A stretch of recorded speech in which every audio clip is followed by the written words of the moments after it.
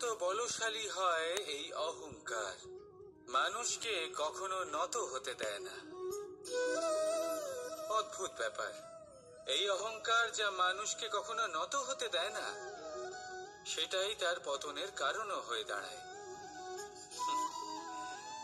যেখানে মানুষ এটা ভাবতে শুরু করে যে শুধুমাত্র সেই যোগ্য, সেখান থেকেই তার পতনের আরম্ভ, ঠিক কিনা? দেখুন, যদি কোনো মানুষ এটা ভাবে যে আমি সব কিছু করতে পারি, তাহলে তা হলো বিশ্বাস।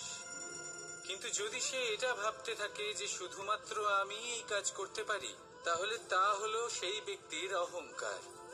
আর এটা আপনাকে বিনাশের দিকে অবশ্যই নিয়ে যাবে।